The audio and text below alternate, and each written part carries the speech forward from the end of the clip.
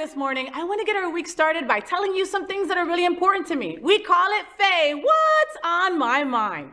So, 4 things that God-fearing queers can do for Lent when they're all grown up like me. So Lent functioned more as a cultural ritual or a chance to set a personal challenge, like giving up soda or Facebook when I was a kid, right? It was more of that than a spiritual time. And this is likely because my family didn't really do much for Lent, right? So I followed the lead of my Catholic friends and tried to figure out what the big deal was with Lent, right? So for those who don't know, Lent marks the 40 days leading up to Easter. It is very prominent in Catholic traditions. Over the last couple of decades, it has started to make its way back into mainline churches. Christians are advised to fast, pray, and self-reflect during this time. Anyway, I guess it makes sense that Lent always sneaks up on me because I never really knew why I should care about it, really. I never thought that churches were real.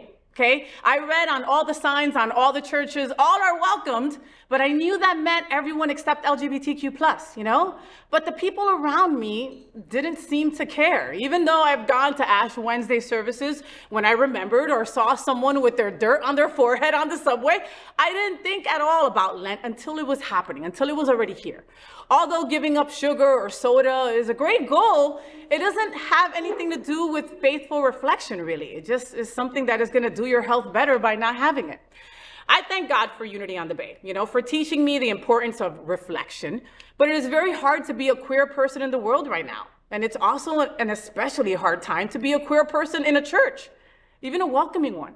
So I made a list of 4 things that I could do during Lent and that you could do during Lent as well that would make the 40-day period meaningful and prepare me to celebrate the resurrection and all that represents, okay? And I'm sharing it with y'all because regardless of your faith or lack thereof, it's important to be intentional now. And then about the ways we engage with our brains and the world. So you don't have to be religious.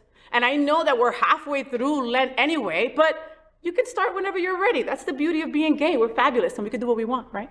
So, number 1, give yourself time. It's been a few weeks since Ash Wednesday and I decided that was okay, all right? Like I told you, I'm one of my own harshest critics and nothing makes my anxiety spiral faster than believing I have allowed my imperfections to show, especially to you all. But I am committing to patience this season. I promise myself that I will pause longer, consider my choices more thoughtfully, and forgive myself when I can't move as quickly as I should or when I F up. We all mess up. In a cultural and political moment where everything seems urgent and impossible, we have to find ways to check in with ourselves and give ourselves grace and a pass for the fact that we cannot save the world alone. Number 2, read a lot of poetry and a little bit of scripture if you're not super freaked out about it, okay? I don't do either of these things hardly at all because they scare the hell out of me. But like I said, this is all about setting intentions and trying to evolve.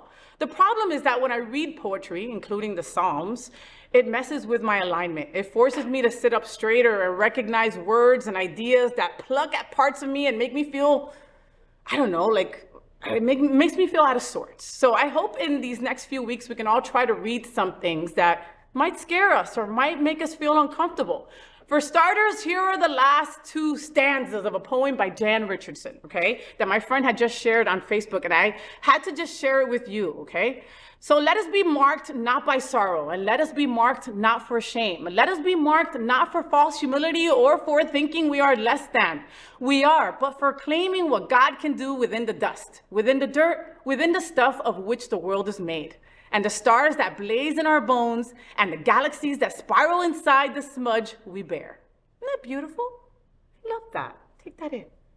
Number 3 thing that queer folks can do for Lent, for God's sake, go outside. It's spring, all right? I don't know if it's spring where you're at, but I don't know if it's nice outside where you're at with the crazy bipolar weather that we've been having lately, but it's always hot here, but it's been extra beautiful lately. And one of my favorite things about Lent is that it welcomes longer, warmer days. As Easter approaches, new flowers bloom and new birds sing. Whatever your favorite way to be outside is, do it. I hope you make time to do it, all right? Unity on the Bay teaches us that God and us are not 2 separate things. We are all God. And that resonates with me, especially the idea that what we call God is in and of the entire physical universe and also exists outside of time and space. So being in nature is a very important part of spiritual practice. Of course, we can seek the divine in anything and everything, but it's easier to find it in a perfectly strange flower than the cup on my desk where I keep my pens, you know? So I'm thinking of taking my Cuban camping or something. I don't know, maybe drink some coffee on a log by a lake or something. I can see that. Number 4 thing that queers can do during Lent, find a way to pray that doesn't hurt or doesn't feel weird. You know, I've decided to maybe read a psalm every day of Lent, or, you know, whatever makes you feel more centered. Just do it, okay? I mean, you never know what's gonna work. I'm very good at praying out loud, right, in groups. And I used to be absolutely terrible at praying alone. It made me feel inadequate and humiliated. And my mind used to wander like a 4-year-old in the cereal aisle.